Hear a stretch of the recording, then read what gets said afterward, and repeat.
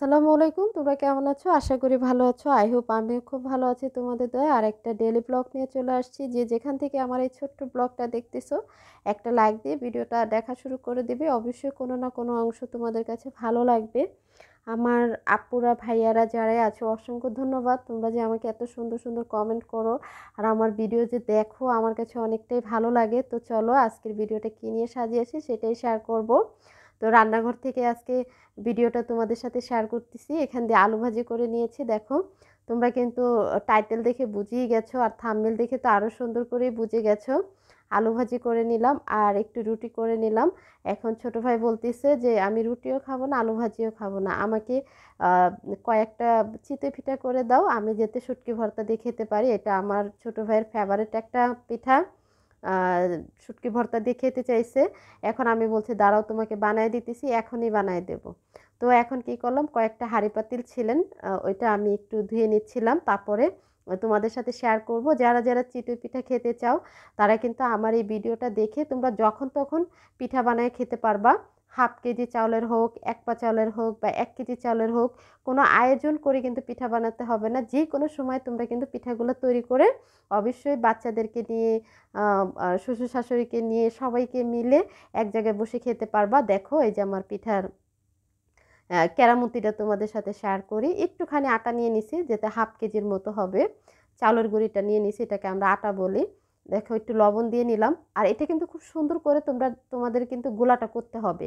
দেখো, আমি কিন্তু একটু গোলাটা করে নিচ্ছি, আস্তে আস্তে পানি দিচ্ছি, কিন্তু একসাথে ঢাইলা দিচ্ছি না, তাহলে হয়তো বা কম বেশি হতে পারে। এই জন্য আমি অল্প অল্প করে নিচ্ছি, যাতে যে পরিমাণটা লাগবে সেই পরিমাণটা যাতে আমি আন্দাজ করে দিতে পারি। ছোট ভাই বলছে যে চিতই পিঠা খাবে, বেশি কিছু তো বলে নেই। আমরা যদি বোনেরা না খাওয়াই তাহলে ভাইদের আবদারটা থেকে যাবে, তাই না? তো এই আর কি। দেখো, আমার কি সুন্দর একটা গোলা তৈরি হয়ে গেছে। আর এদিক দিয়ে কিন্তু আমার পিঠা বানানো শুরু হয়ে গেছে। আমার ছোট ভাই কিন্তু, আমি আমি ভেজে দিচ্ছি, ভাইজা ভাইজা দিচ্ছি, আমার ভাই কিন্তু নিয়ে নিয়ে খাচ্ছে। আর শুটকি ভর্তা কিন্তু কালকেরটাই ছিল, হ্যাঁ। কালকে যে তোমরা দেখেছো, কালকে কিন্তু ভিডিও দিয়েছিলাম তোমাদের কাছে কাজির ভাতের, সেখানে কিন্তু ভর্তা ছিল ফ্রিজে। এখনও ভর্তা দেখে বলতেছে আমি চিতই পিঠা খাবো, আমি আলু ভাজি দিয়ে রুটি খাবো না, এটা বলতেছিলেন। দেখো, পিঠাগুলা দেখো, সেই সুন্দর হয়েছে। তোমরা কিন্তু এভাবে বাসায় তৈরি করে খাবে। যদি তোমরা না পারো আমাকে কমেন্ট করবে, বা পিঠার রিভিউ দেখতে চাইবে, আমি নতুন করে তোমাদেরকে বানিয়ে দেব। তোমরা কিন্তু অবশ্যই আমার ভিডিও দেখে দেখে তোমরা কিন্তু বানাইয়া বাসায় খাবে। অবশ্যই খেতে হবে তোমাদের। যারা পারো না তারা কিন্তু দেখে দেখে খেতে পারবে। দেখো, আমি খুব সুন্দর করে তোমাদের সাথে দেখানোর ট্রাই করি, যাতে তোমরা দেখে বানাইয়া বাসায় তৈরি করে খেতে পারো। তো আমি একটা 4 কাপ দিয়ে কিন্তু দিয়ে নিচ্ছিলাম খুব সুন্দর করে। দেখো, তোমরা কিন্তু একটু বলবে চিতই পিঠা দিয়ে ভর্তা দিয়ে কীরকম হয়, ভালো লাগে কিনা তোমরা বলবে। আমাদের কাছে কিন্তু মজা লাগে। তো যাই হোক, আমি কিন্তু ওখান দিয়ে পিঠা ভাজার জন্য একদম পারফেক্ট ছিলাম না। আমি মাকে দিয়ে আসছি যে মা আমি রেডি করে দিছি, এখন তুমি পিঠা ভাজো আর ভাইকে দাও, তোমরা খাও, এটা বলতেছিলাম। আর এদিক দিয়ে আমি ঝক আর পানির বোতলগুলো পরিষ্কার করে নিছি। দেখো, এগুলো কিন্তু আমি খুব সুন্দর করে ভিমবার দিয়ে মাইজা তারপরে পানি ভরে নিয়েছি। আর এখান দিয়ে দুধ ভিজিয়ে নিলাম 2 প্যাকেট।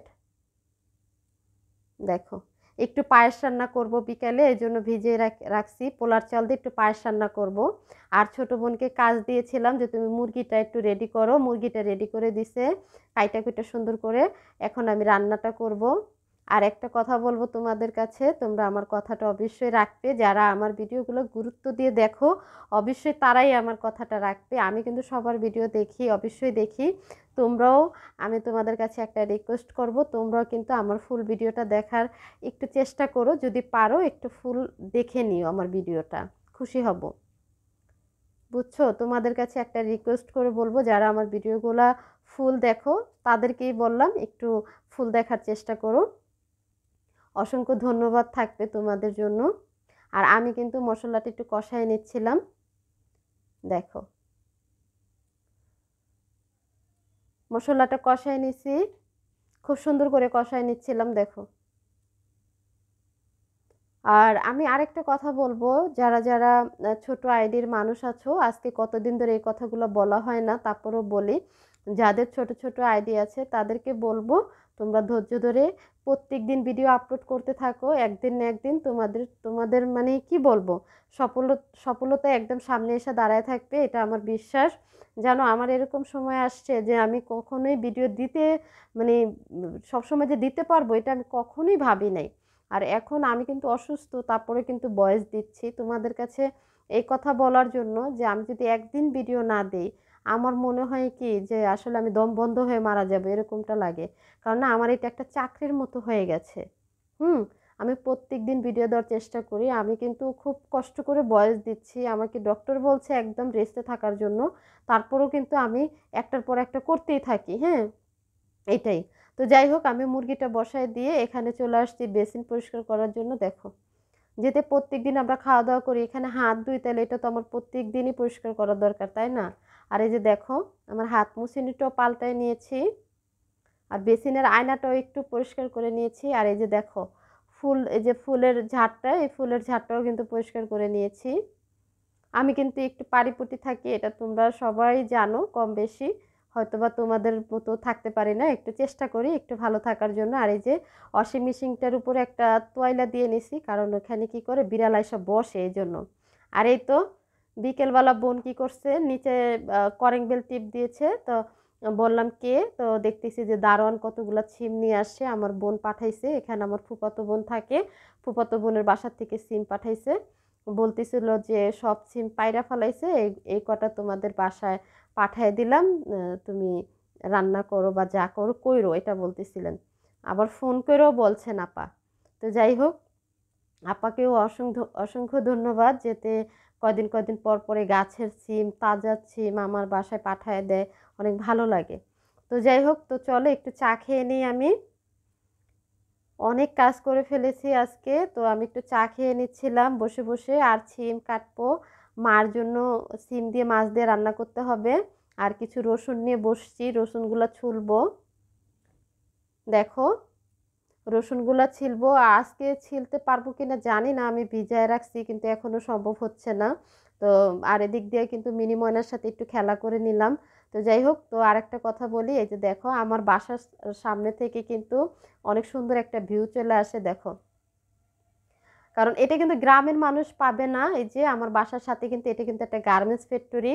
হ্যাঁ, এটা দেখে দেখে মানুষ আমাকে বলে যে আমি নাকি গার্মেন্টসে চাকরি করি। তো যাই হোক ধন্যবাদ যে বলে তাকে, আমি এখান থেকে দেখানোর ট্রাই করলাম, কারণ গ্রামের মানুষগুলো কিন্তু ঢাকার যে একটা পরিস্থিতি এটার কিছুই জানে না, কিছুই বুঝে না, আন্তাজে শুধু মানে অভিযোগ দিতে পারে। তো যাই হোক সেটা তার ব্যাপার।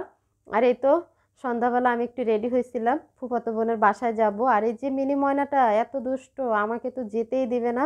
হ্যাঁ, আমার কাপড় টাইনা ধরতেছে, পা কামড়ায় ধরতেছে, যাইতেই দিবে না। তো অনেক দুষ্ট, ও ঘর দিয়ে হাঁটতেছে। তো আমি ওরা ভয় দেখাচ্ছি যে আমি চলে যাব এই জন্য। আর ওই যে তোমাদের ভাইয়ার ফটো টাঙ্গাইছি ওখানে, আর একটা ফুলের টব বসায় নিছি ওখানে, দেখিয়ে দিলাম। তো যারা আমাকে ভালোবাসো অবশ্যই একটা লাইক দিও। আর এই যে দেখো আমার অর্ডার উপরেও একটা পুতুল বসায় দিলাম।